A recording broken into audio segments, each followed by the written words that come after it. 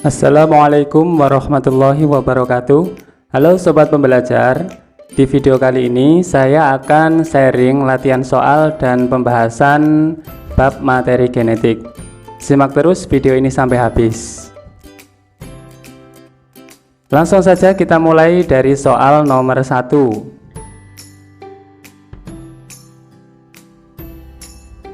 Fungsi materi genetik diantaranya adalah mengatur perkembangan dan metabolisme individu. Karena materi genetik, untuk menjawab soal nomor 1 ini, kita harus mengetahui fungsi pokok dari materi genetik. Fungsi pokok dari materi genetik dapat kita bedakan menjadi 3. Yang pertama adalah fungsi genotipik. Fungsi genotipik ini adalah fungsi untuk menyimpan informasi genetis dan meneruskan kepada keturunannya. Fungsi genotipik ini dilakukan dengan cara replikasi atau disebut juga dengan penggandaan. Kemudian fungsi yang kedua adalah fungsi fenotipik. Fungsi fenotipik adalah fungsi materi genetis untuk mengatur perkembangan fenotip organisme atau mengarahkan pertumbuhan dan diferensiasi organisme dari zigot hingga dewasa. Untuk fungsi fenotipik ini dilakukan dengan ekspresi gen atau sintesis protein. Dan fungsi materi genetik yang ketiga adalah fungsi evolusioner. Fungsi evolusioner adalah bahwa materi genetik sewaktu-waktu harus dapat mengalami perubahan sehingga organisme yang bersangkutan akan mampu beradaptasi dengan kondisi lingkungan yang berubah. Fungsi evolusioner ini dilakukan dengan cara mutasi atau perubahan sifat. Dari penjelasan ini maka kita bisa mengambil kesimpulan bahwa fungsi materi genetik yang terkait dengan mengatur perkembangan dan metabolisme individu. Ini karena materi genetik A merupakan zarah tersendiri dalam kromosom. Ini kurang tepat. Yang B terletak pada lokus tertentu dalam kromosom. Ini juga kurang tepat. Lokus adalah lokasi gen pada suatu kromosom. Yang C mempunyai pasangan pada lokus kromosom homolog. Pasangan kromosom pada lokus yang bersesuaian ini disebut dengan istilah kromosom homolog. Ini juga kurang sesuai. Yang D merupakan molekul hidup yang dapat melakukan replikasi. Kalau replikasi ini adalah penggandaan. Yang E mengontrol pembuatan polipeptida tertentu dalam sel melalui ekspresi gen. Ini jawaban yang paling tepat untuk menjelaskan bahwa materi genetik ini berfungsi untuk mengatur perkembangan dan metabolisme individu. Oleh sebab itu, kita pilih jawaban yang E.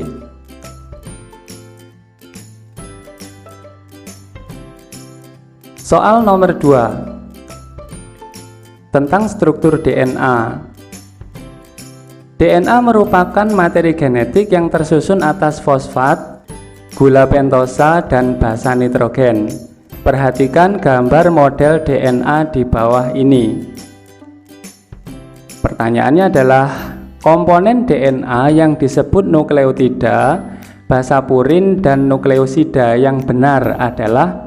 Untuk menjawab soal nomor 2 ini kita harus memahami tentang struktur DNA. DNA sendiri tersusun atas 3 komponen. Yang pertama adalah gula pentosa yang disebut dengan gula deoksiribosa. Kemudian yang kedua adalah basa nitrogen dan yang ketiga adalah fosfat. Gabungan antara deoksiribosa dengan basa nitrogen ini disebut sebagai nukleosida. Kalau gabungan antara deoksiribosa, basa nitrogen, dan fosfat ini disebut dengan istilah nukleotida. Dan DNA sendiri tersusun atas rangkaian nukleotida dalam jumlah yang sangat banyak. Oleh sebab itu, DNA disebut dengan istilah polinukleotida. Selanjutnya untuk basa nitrogen dapat kita bedakan menjadi dua. Yang pertama adalah purin dan yang kedua adalah pirimidin. Purin dibedakan menjadi dua, yaitu adenin dan yang kedua adalah guanin. Pirimidin dibedakan menjadi dua juga. Yang pertama adalah sitosin dan yang kedua adalah timin. Dari penjelasan ini, maka kita kembali ke soal.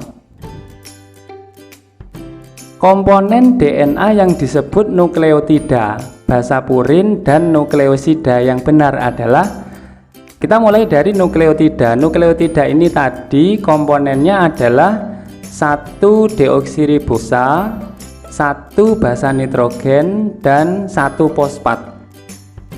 Kalau dilihat di gambar, maka yang menunjukkan nukleotida yang tepat adalah nomor 6.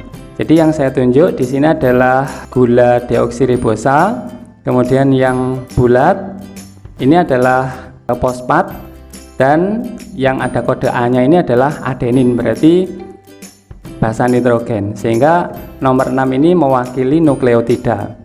Kemudian basa purin tadi ada dua, ada adenin dan guanin, berarti basa purinnya ditunjukkan oleh nomor 3 dan nomor 5. Sedangkan untuk nukleosida tadi tersusun atas 1 gula deoksiribosa dan 1 basa nitrogen tanpa fosfat. Oleh sebab itu yang paling tepat adalah nomor 4. Jadi ada 1 gula deoksiribosa dan 1 basa nitrogen, yaitu timin. Sehingga kita simpulkan nukleotida ditunjukkan oleh nomor 6, kemudian basa purin ditunjukkan oleh nomor 3 dan 5, sedangkan nukleosida ditunjukkan oleh nomor 4. Berarti jawaban yang paling tepat adalah jawaban yang C. Lanjut ke soal nomor 3. Masih tentang struktur DNA. Perhatikan gambar skematis potong molekul DNA berikut ini. Pertanyaannya adalah bagian yang disebut dengan deoksiguanilin adalah nomor. Untuk menjawab soal nomor 3 ini, kita coba untuk menggali lebih jauh lagi tentang struktur DNA. Tadi di pembahasan sebelumnya kita mendapati bahwa DNA tersusun atas 3 komponen. Yang pertama adalah gula deoksiribosa, yang kedua adalah basa nitrogen, dan yang ketiga adalah fosfat. Sedangkan basa nitrogennya sendiri tadi ada 4 ya, ada adenin, ada guanin, ada sitosin, dan ada timin. Nah, sekarang kita urai satu persatu. Di sini ada struktur DNA atau nukleotida. Yang kita tunjukkan pertama ini adalah gula deoksiribosa. Kemudian mengikat 1 basa nitrogen yaitu adenin, kemudian mengikat 1 fosfat.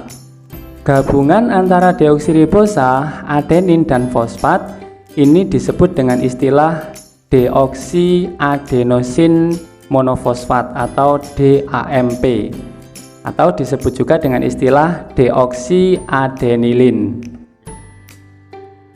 Kemudian struktur yang kedua, di sini ada gula deoksiribosa tetap, kemudian mengikat 1 basa nitrogen.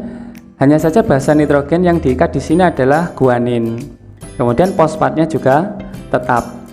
Kombinasi antara deoksiribosa, basa nitrogen guanin, dan fosfat ini disebut dengan istilah deoksiguanosin monofosfat atau DGMP.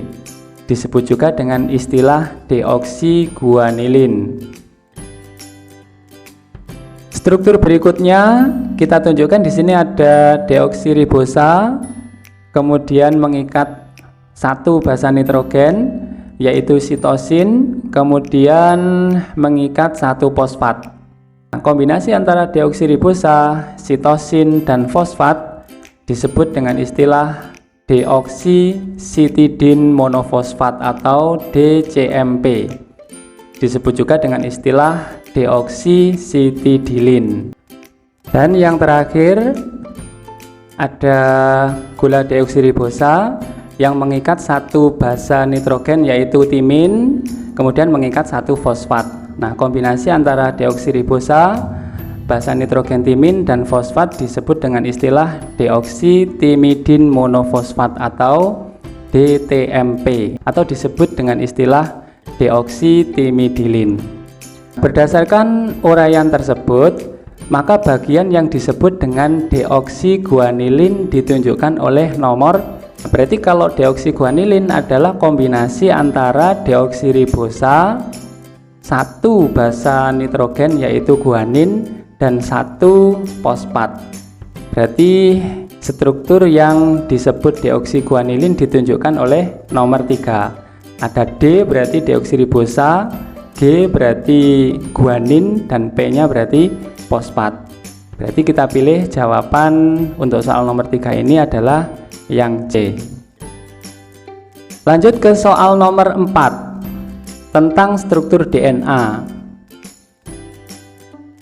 DNA merupakan materi genetik yang diwariskan dari parental kepada keturunannya.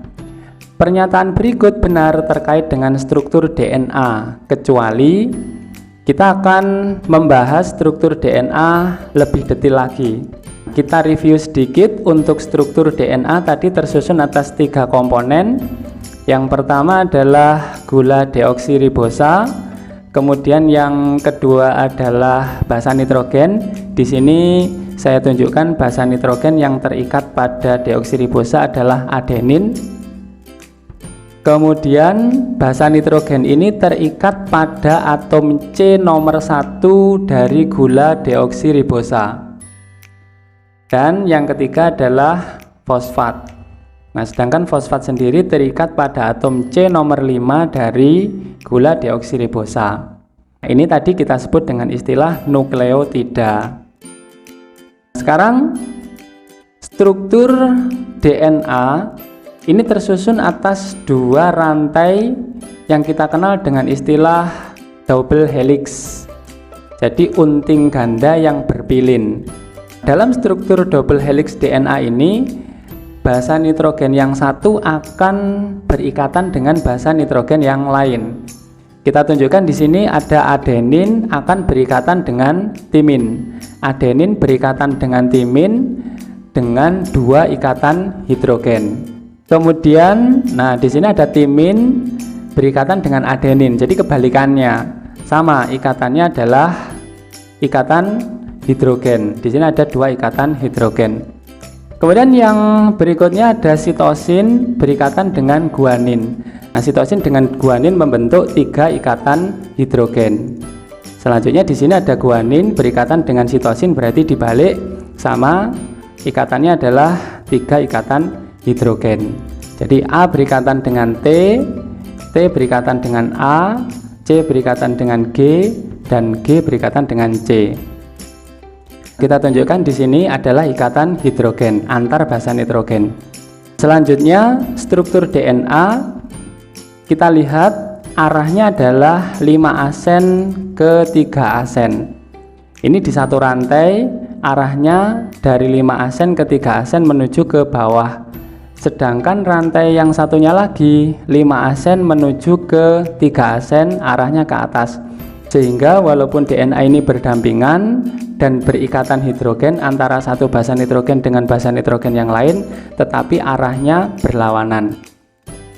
Oleh sebab itu DNA ini disebut dengan istilah double helix antiparalel. Jadi arahnya berlawanan.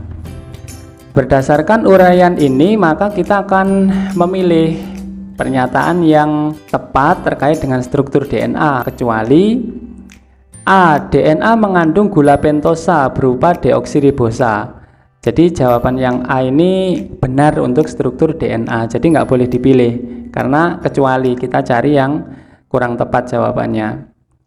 B. Basa adenin berpasangan dengan timin. A berpasangan dengan T. Ini juga benar dengan 2 ikatan hidrogen. C. Ikatan hidrogen menghubungkan basa-basa nitrogen pada utas ganda DNA. Ini juga benar. A dengan T ada 2 ikatan hidrogen, sedangkan G dengan C ada 3 ikatan hidrogen. Yang D basa guanin berpasangan dengan sitosin. Ini juga benar dengan 3 ikatan hidrogen. Jawaban yang E, untai ganda DNA memiliki polinukleotida komplementer searah dari 5 asen ke 3 asen. Jadi ini jawaban E kurang tepat. Seharusnya untai ganda DNA memiliki polinukleotida komplementer yang berlawanan arah, bukan searah. Oleh sebab itu tadi di pembahasan sebelumnya DNA bersifat anti paralel, jadi arahnya berlawanan bukan searah. Dari pembahasan tersebut maka kita akan memilih jawaban yang paling tepat adalah yang E. Soal nomor 5. Ini hukum ekuivalen Chargaff. Jika kandungan adenin pada suatu molekul DNA sebanyak 30% dari seluruh basa nitrogen yang ada, maka kandungan guaninnya sebanyak berapa gitu. Untuk menjawab soal ini kita lihat kembali struktur DNA. Tadi di pembahasan sebelumnya kita telah menguraikan bahwa basa nitrogen adenin berikatan dengan timin. Kompensasinya ketika ada adenin pasti akan ada timin, sehingga jumlah adenin akan sama dengan jumlah timin. Selanjutnya basa nitrogen guanin akan berikatan dengan sitosin. Berarti kompensasinya jumlah guanin akan sama dengan jumlah sitosin. Sehingga ketika kita menguraikan hukum ekuivalen Chargaff ini akan kita dapati bahwa jumlah adenin A sama dengan jumlah timin T. Kemudian jumlah guanin sama dengan jumlah sitosin. Kalau kita jumlahkan seluruh basa nitrogen, adenin plus timin plus guanin plus sitosin itu sama dengan 100%. Jika diketahui adenin 30%, maka timin juga sama 30%. Kenapa? Karena jumlah A sama dengan jumlah T. Jumlah adenin sama dengan jumlah timin. Kalau jumlah adeninnya 30%, maka jumlah timinnya juga harus 30%. Kalau kita total antara adenin dengan timin, berarti 30% ditambah 30%, 60%. Sehingga jumlah guanin plus sitosin itu sama dengan 100% dikurangi 60%. Sehingga tinggal 40%. Nah, jumlah A plus T sama dengan 60%. Dengan demikian otomatis jumlah G dan C 40%. Sedangkan jumlah guanin dan sitosin itu sama. Berarti kalau guanin plus sitosin itu 40%, karena masing-masing jumlahnya sama, berarti 40% dibagi 2. Itu adalah jumlah guanin dan juga jumlah sitosin. Dengan demikian kita akan mendapati jumlah guanin sama dengan 40% dibagi 2, yaitu 20%. Oleh sebab itu jawaban yang tepat untuk soal nomor 5 ini adalah A. Soal nomor 6 tentang replikasi DNA.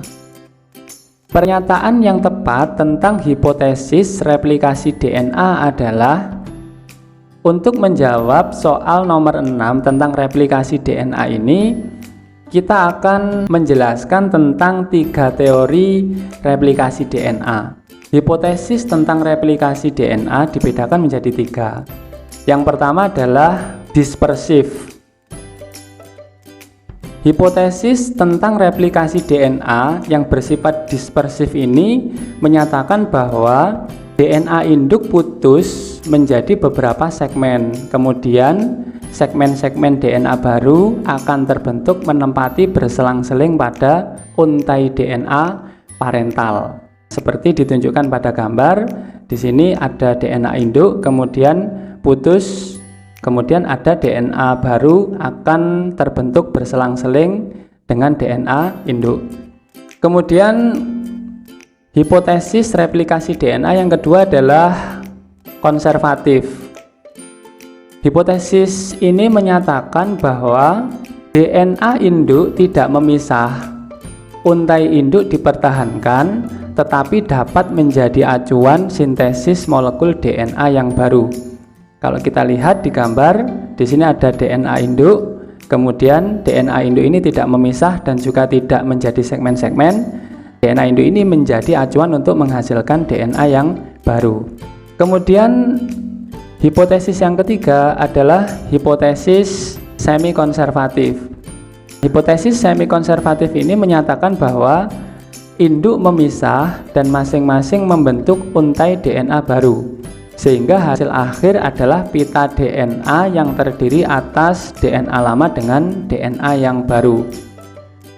Kalau kita lihat di gambar, maka ini adalah DNA induk, kemudian DNA induk ini memisah, dan masing-masing dari DNA induk yang telah memisah tadi membentuk DNA yang baru, sehingga DNA anakan ini terdiri atas gabungan antara pita DNA lama dengan pita DNA yang baru. Dan hipotesis semi-konservatif ini yang paling diterima di antara ketiga hipotesis tentang replikasi DNA. Nah, kita kembali ke soal. Pernyataan yang tepat tentang hipotesis replikasi DNA adalah, kita lihat yang A, konservatif, yaitu DNA induk putus menjadi beberapa segmen. Kemudian segmen-segmen DNA baru akan terbentuk menempati berselang-seling pada untai DNA parental. Penjelasan ini tepat untuk hipotesis dispersif, bukan konservatif. Jadi yang A tidak boleh dipilih. Yang B dispersif, yaitu DNA induk tidak memisah dan dipertahankan, tetapi dapat menjadi acuan sintesis molekul DNA yang baru. Penjelasan yang B ini menggambarkan tentang hipotesis replikasi DNA konservatif, bukan dispersif. Jadi jawaban B kurang tepat. C, semi konservatif, yaitu DNA induk putus menjadi beberapa segmen, kemudian segmen-segmen DNA baru akan terbentuk menempati berselang-seling pada untai DNA parental. Kalau penjelasan ini adalah cocok untuk hipotesis dispersif. D, semi konservatif, yaitu DNA induk tidak memisah. Untai induk dipertahankan tetapi dapat menjadi acuan sintesis molekul DNA yang baru.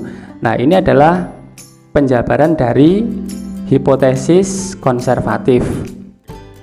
Yang E, semi konservatif, yaitu DNA induk memisah dan masing-masing membentuk untai DNA baru, sehingga hasil akhir adalah pita DNA yang terdiri atas DNA lama dan DNA baru.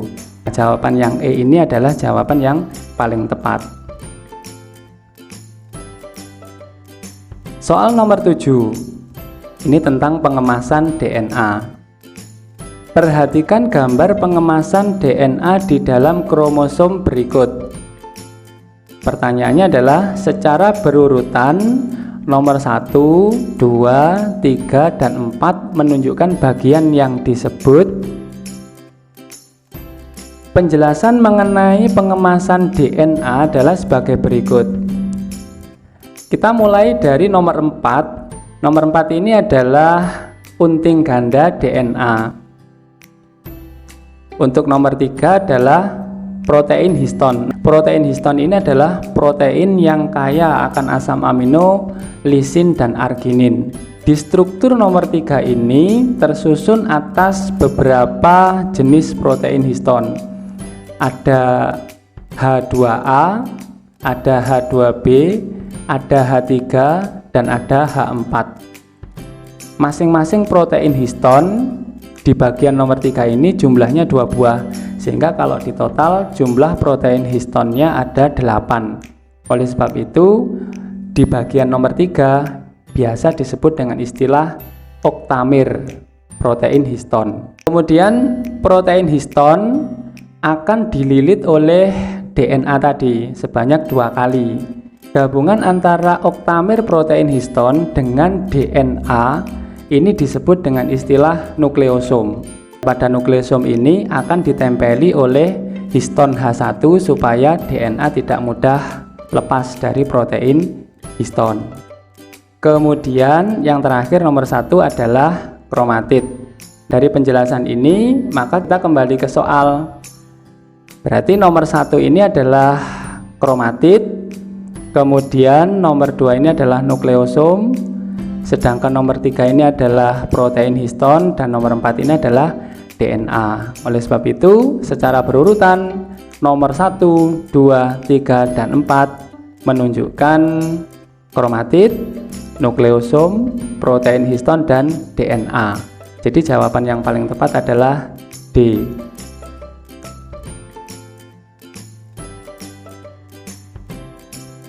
Soal nomor 8. Perhatikan gambar berikut. Berdasarkan gambar tersebut, bentuk kromosom yang ditunjukkan label B dan label D dinamakan. Nah, sekarang kita masuk pembahasan tentang kromosom. Kita tunjukkan terlebih dahulu struktur kromosom. Lekukan yang ada di tengah kromosom ini disebut dengan istilah lekukan primer atau diberi nama sentromer. Kemudian lekukan yang ada di ujung kromosom disebut dengan istilah lekukan sekunder. Di bagian ujung kromosom setelah lekukan sekunder terdapat struktur yang disebut satelit. Kemudian ada lengan kromosom. Ini ada dua, biasanya ada lengan P dan lengan Q. Dan di bagian ujung kromosom ada struktur yang disebut dengan telomer. Bentuk kromosom dibedakan menjadi 4. Yang pertama ada metasentrik. Metasentrik ini apabila lengan kromosom ukurannya relatif sama. Yang kedua adalah submetasentrik. Kalau submetasentrik ini ukuran lengan kromosom yang satu agak pendek, yang satu panjang. Dan yang ketiga adalah akrosentrik. Akrosentrik adalah bentuk kromosom di mana satu lengannya panjang dan satu lengannya lagi sangat pendek.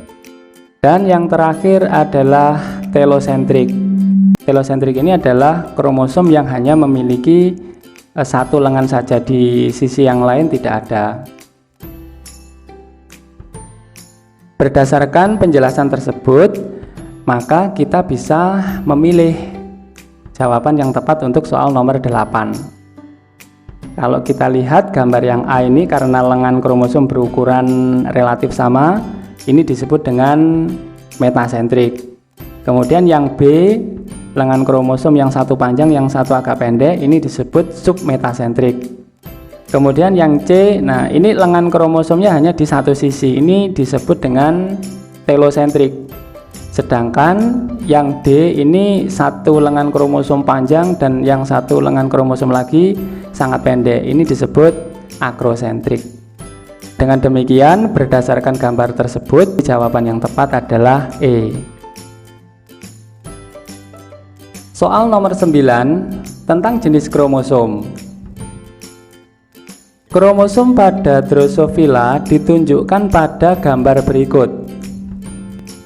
Gambar yang menunjukkan kromosom seks adalah kromosom pada Drosophila dibedakan menjadi 2, ada autosom dan ada gonosom. Kalau kita lihat jumlah kromosom pada Drosophila ini ada 8 buah atau 4 pasang. Jadi 3 pasang diantaranya adalah autosom dan sepasang diantaranya ada kromosom X dan Y ditunjukkan di gambar, itu adalah gonosom atau kromosom seks. Kalau lebah jantan memiliki gonosom X dan Y, sedangkan lebah betina selain memiliki autosom juga memiliki gonosom. Hanya saja gonosomnya untuk lebah betina ini adalah sepasang kromosom X. Jadi kalau jantan gonosomnya adalah XY, sedangkan untuk lebah betina gonosomnya adalah XX.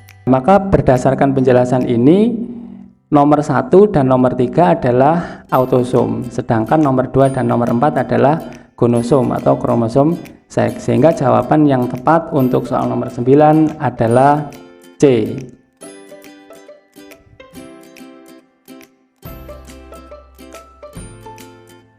Soal nomor 10, penulisan kromosom.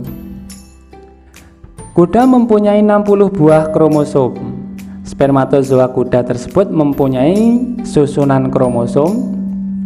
Kuda mempunyai 60 buah kromosom, berarti kromosom yang dimaksud adalah kromosom tubuh. Karena kromosom tubuh berarti kondisinya diploid atau 2N. Sedangkan spermatozoa kuda kondisinya haploid atau N, sehingga jumlah kromosomnya adalah 30 buah. Nah, untuk menjawab pertanyaan soal nomor 10 ini, kita perlu mengetahui terlebih dahulu bahwa jenis kromosom ada dua. Yang pertama adalah kromosom tubuh atau autosom, dan yang kedua adalah kromosom kelamin atau gonosom. Contoh penulisan kromosom pada kuda adalah sebagai berikut.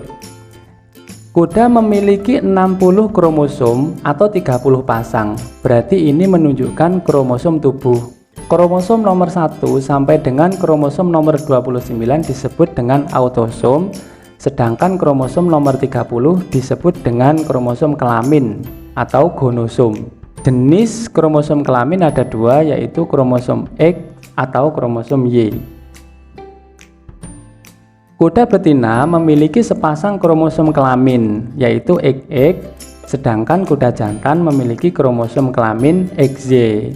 Total informasi genetis pada DNA dalam suatu sel dalam kondisi haploid disebut dengan genom, sehingga cara penulisan kromosom spermatozoa pada kuda yaitu 29A plus X atau 29A plus Y. 29A ini menunjukkan jumlah autosomnya, sedangkan X-nya ini adalah gonosomnya, sehingga 29 ditambah dengan X jadi 30. Nah, kalau 29A plus Y berarti sama, 29A ini adalah autosomnya dan Y-nya ini adalah gonosomnya. Sehingga jawaban yang tepat untuk soal nomor 10 ini adalah yang D. Soal nomor 11 tentang struktur dan fungsi RNA. Perhatikan struktur dan fungsi DNA dan RNA berikut. 1. Bentuk rantai tunggal dan pendek. 2. Bentuk rantai ganda dan panjang. 3. Ditemukan di inti, sitoplasma dan ribosom. 4. Susunan basa pirimidin adalah sitosin dan urasil. 5. Ditemukan dalam nukleus dan plastida. 6. Susunan basa purin berupa adenin dan guanin. Pertanyaannya adalah struktur dan fungsi yang ditemukan pada RNA ditunjukkan oleh nomor. Sekarang kita membahas tentang struktur dan fungsi pada RNA. Struktur RNA mirip dengan struktur DNA. RNA tersusun atas 3 komponen utama. Yang pertama adalah gula pentosa.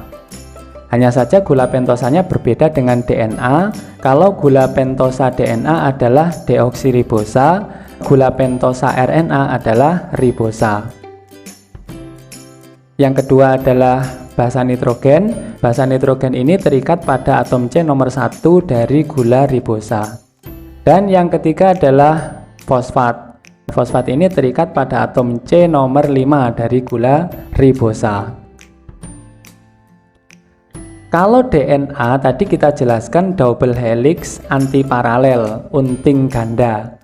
Nah, kalau RNA ini adalah unting tunggal atau single strand. Basa nitrogen untuk RNA ada 4 jenis. Yang pertama ada sitosin, kemudian yang kedua ada guanin, kemudian ada adenin dan urasil.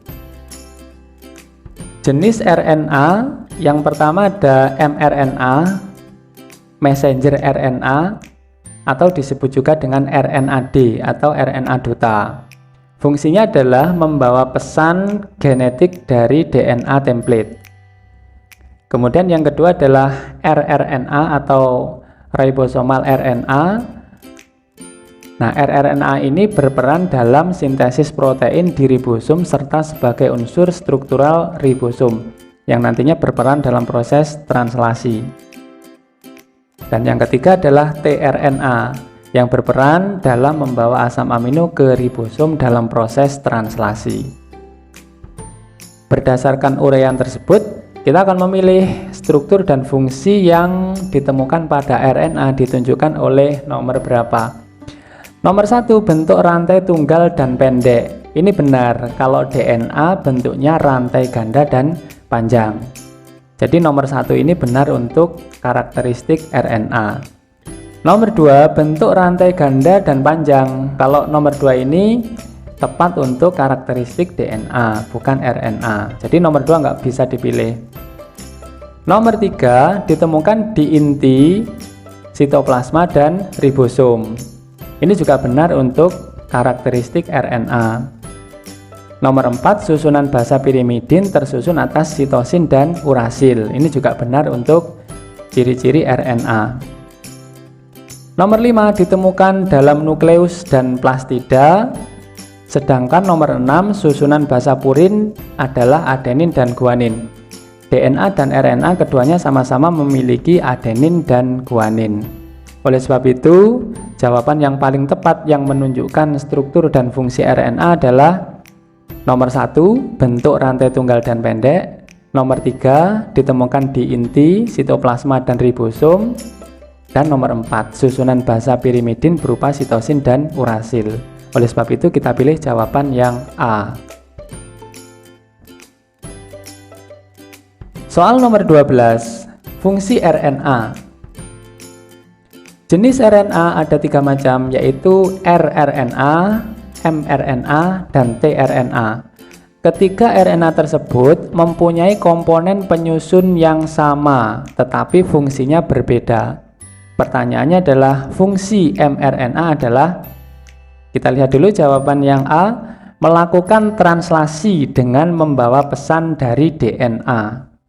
Kalau melakukan translasi ini adalah peranan dari ribosom. Nah, ribosom sendiri tersusun atas protein dan rRNA. Jadi yang A kurang tepat untuk fungsi mRNA. B, membantu DNA membentuk DNA baru di dalam inti sel. Kalau DNA membentuk DNA baru, ini namanya adalah replikasi DNA atau penggandaan DNA. Jadi kurang tepat untuk fungsi mRNA. C, membawa pesan dari DNA dan disampaikan ke ribosom. Nah, ini adalah fungsi messenger RNA. Jadi membawa pesan dari DNA untuk disampaikan ke ribosom yang selanjutnya nanti akan mengalami proses translasi untuk menghasilkan polipeptida. Jadi jawaban yang paling tepat adalah C.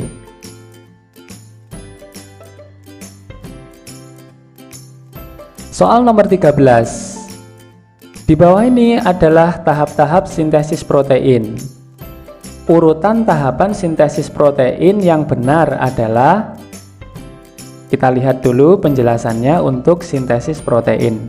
Sintesis protein berlangsung dalam 2 tahap utama. Yang pertama adalah DNA mengalami proses transkripsi yang terjadi di nukleus, menghasilkan mRNA atau RNA-D. Setelah terbentuk mRNA, mRNA ini akan keluar dari nukleus menuju ke sitoplasma. Kemudian di sitoplasma, mRNA akan ditranslasi oleh ribosom. Untuk proses translasi diperlukan asam amino yang dibawa oleh tRNA menuju ke ribosom. Sehingga hasil dari translasi ini nanti adalah polipeptida. Polipeptida ini nanti ketika fungsional akan menjadi protein. Berdasarkan uraian ini, maka kita akan bisa memilih jawaban yang tepat untuk soal nomor 13. Urutan tahapan sintesis protein yang benar adalah berarti transkripsi terlebih dahulu, yaitu DNA membentuk RNA duta. Berarti diawali dari nomor 1. DNA membentuk RNA duta atau mRNA di dalam inti sel. Setelah RNA duta atau mRNA terbentuk di inti sel, maka RNA duta tadi akan menuju ke sitoplasma.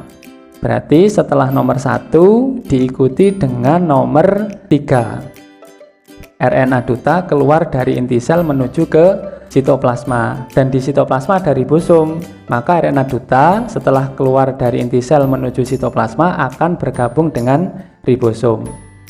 Jadi setelah nomor 1 kita pilih nomor 3. Setelah RNA duta bergabung dengan ribosom, maka akan terjadi translasi. Translasi ini akan melibatkan asam amino yang diangkut oleh tRNA menuju ke ribosom.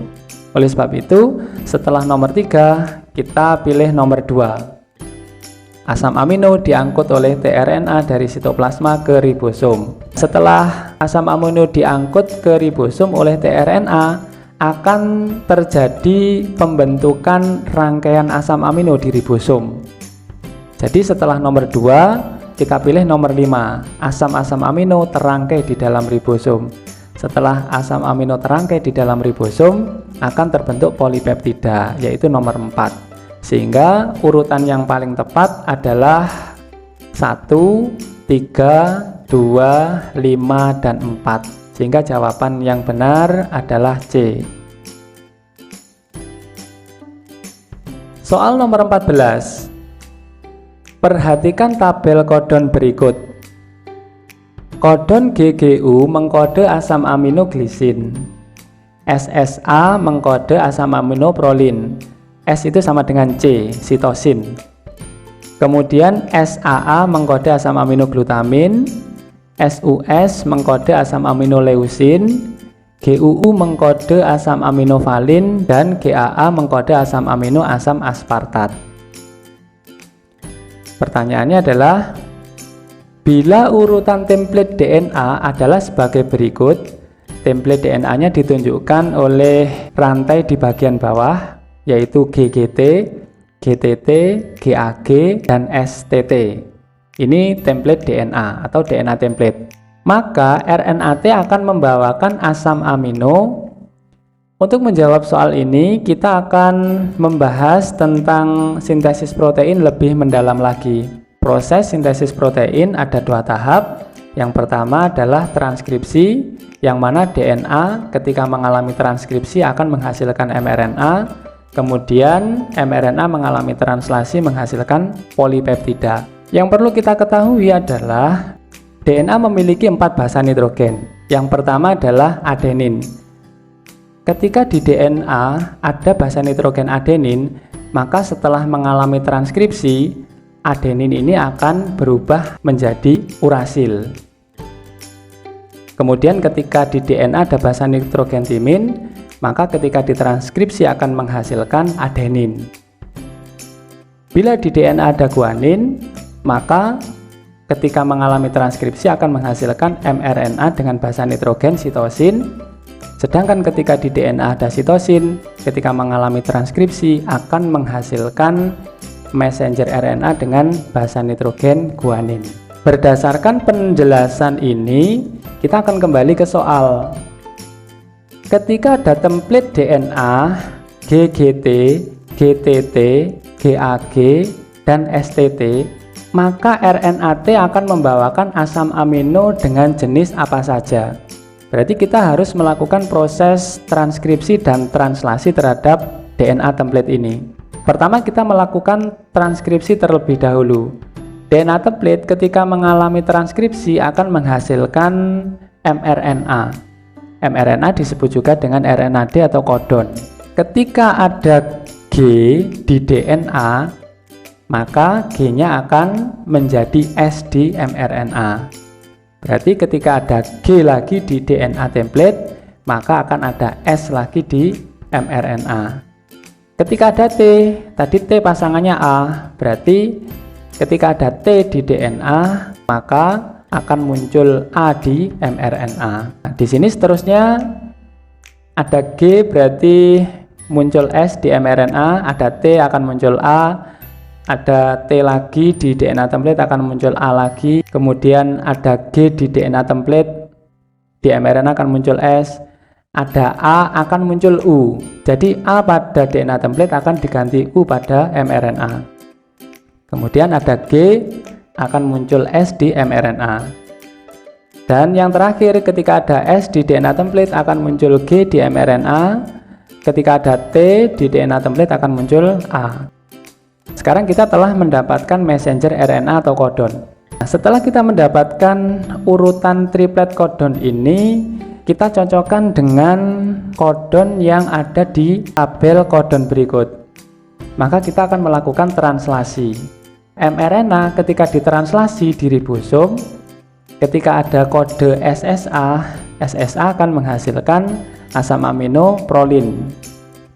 Kemudian ketika ada kode SAA akan menghasilkan asam amino glutamin. Ketika ada SUS akan menghasilkan asam amino leusin. Kemudian ketika ada GAA akan menghasilkan asam amino asam aspartat.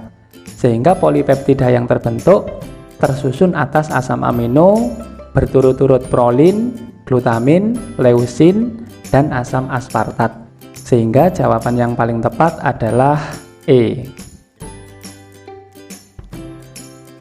Soal nomor 15, persamaan DNA dan RNA.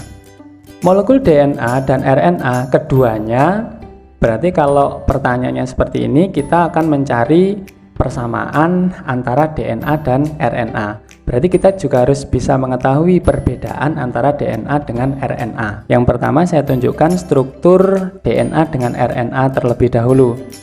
Nah, ini kita tunjukkan struktur DNA. DNA tersusun atas 3 komponen. Tadi sudah kita bahas di soal sebelumnya. Yang pertama adalah gula deoksiribosa. Gula deoksiribosa ini sebenarnya adalah gula ribosa yang kehilangan atom oksigen pada atom karbon nomor 2. Kemudian gula deoksiribosa ini mengikat satu basa nitrogen. Kemudian gula deoksiribosa ini juga mengikat satu fosfat. Ini adalah struktur DNA. Kemudian yang kedua, struktur ini adalah struktur nukleotida mili RNA. Kalau kita lihat di atom karbon nomor 2 ada OH, maka gula pentosa milik RNA adalah gula ribosa. Kalau DNA tadi adalah deoksiribosa, gula ribosa yang kehilangan atom oksigen di atom karbon nomor 2. Untuk DNA dan RNA, kedua-duanya sama-sama memiliki gula pentosa. Tapi perbedaannya kalau DNA, gula pentosanya adalah deoksiribosa, sedangkan gula pentosa RNA adalah ribosa. Sama-sama mengikat satu basa nitrogen dan sama-sama mengikat satu fosfat. Di sini saya tunjukkan perbedaan antara DNA dan RNA. Yang pertama, gula pentosa. Untuk DNA, gula pentosanya adalah deoksiribosa, sedangkan RNA adalah ribosa.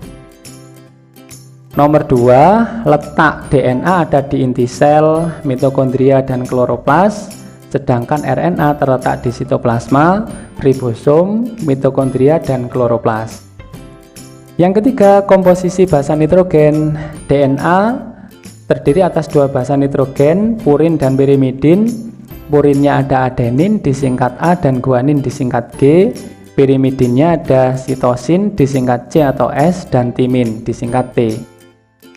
Sedangkan RNA, basa nitrogen purinnya ada adenin dan guanin, sedangkan pirimidinnya ada sitosin dan urasil. Sehingga di sini ada perbedaan basa nitrogen antara DNA dengan RNA.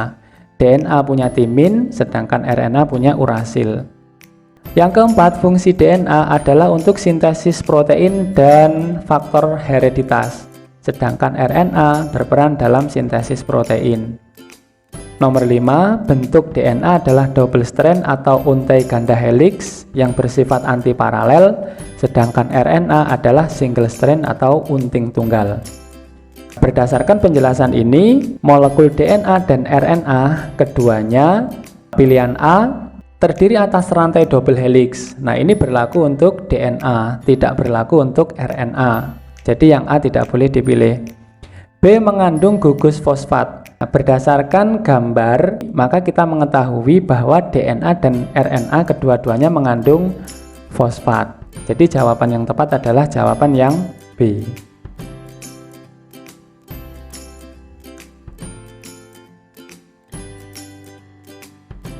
Demikian latihan soal dan pembahasan bab materi genetik. Semoga bermanfaat. Ketemu lagi di video-video selanjutnya. Terima kasih atas segala perhatian. Assalamualaikum warahmatullahi wabarakatuh.